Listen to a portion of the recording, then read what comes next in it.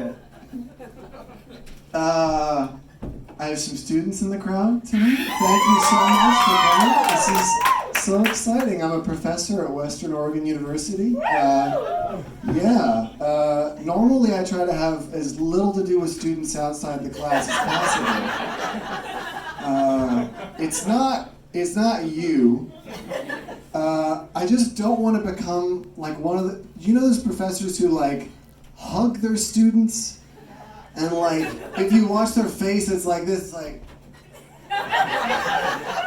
like they're enjoying it like a lot.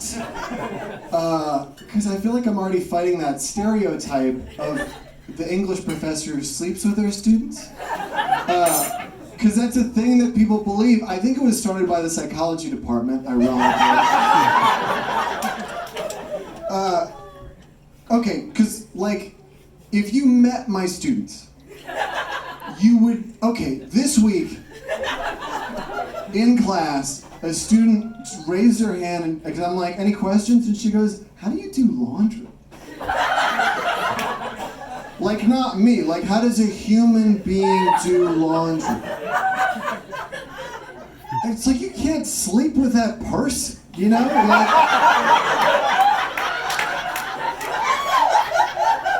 you can't sleep with children, you know? Plus, you know they have, like, super dirty sheets after hearing that. I stepped on that punchline because I did not feel good about it.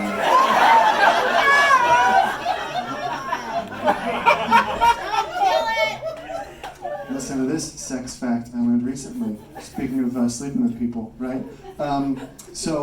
This doctor down in Eugene says that some young ladies are having so much sex, their pelvic floors are dropping.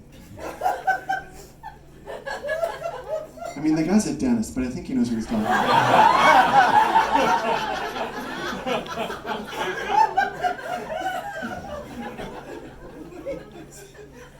Yeah.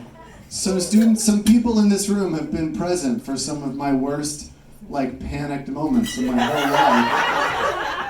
Because people don't tell you, like, teaching, we sort of, like, you know, keep it low-key, but teaching is a constant, non-stop, high-octane thrill ride.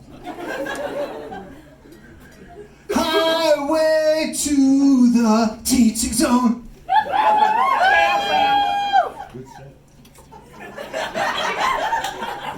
First time I did that, I was in here and I was recording it in the back, and I heard another comedian laugh and then say, "That is so stupid."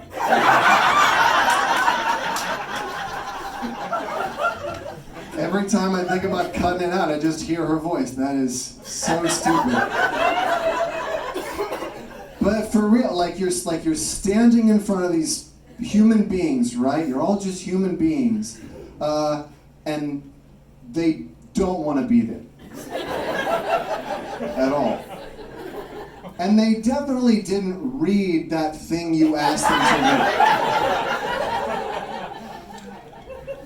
And you know, they know that you know that.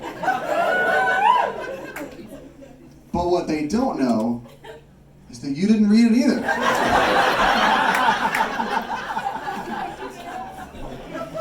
How complicated could World War II be? I'll just scan the chapter headings as I walk into the room. As long as we're talking about, like, how complicated this stuff with Germany is. I have no idea how we beat Japan. Except for that one thing.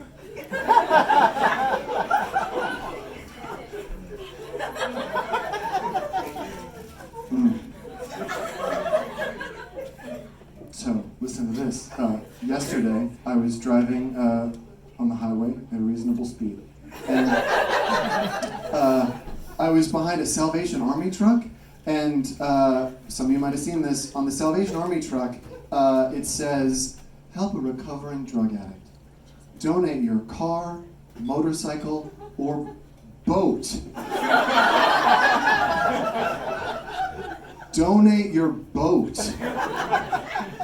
Now listen, I'm a smart guy, right? Like, You give them your boat, and then they sell the boat, and then they use that money to buy hair. I don't know what they do with the money, but what if the Salvation Army was just giving out yachts to former junkies?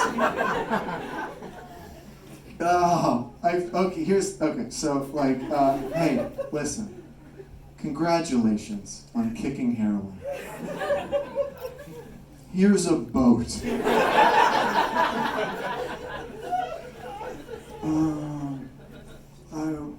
Is this what, I don't know if this is what heroin addicts tell me. Okay, I just want to shoot smack all the time. What am I going to do with a boat? Well, you know how the song goes. Come sail away, come sail away, come sail away from the heroin. Huh? Yeah. Okay, all right. I'll try anything, but I've never boated before. Well, at one point, you'd never stuck a needle in your arm and getting high before. You got pretty good at that.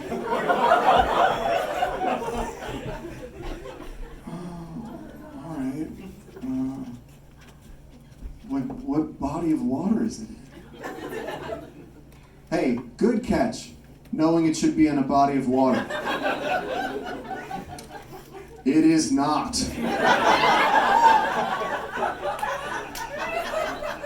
You're gonna have to drive it in. You're gonna need a car. You're gonna need to have a car to put the boat on, and then you're gonna drive it. When I say boat, it's not. It's more like a dinghy.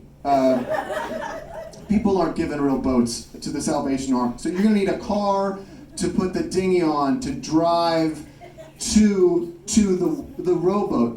You're gonna have to put the rowboat on a car and fix. There's a hole in it. You're gonna have to fix the hole in the rowboat, and then the car, and then. But you know how the song goes. Come row away, come row away, come row away from the heroin.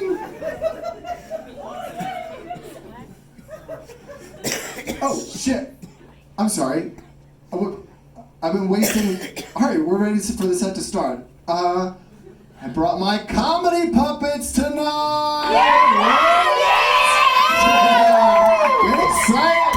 Oh, you gonna pretend like it's normal? Comedy puppets? Are you kidding me? What are they gonna sound like? Right?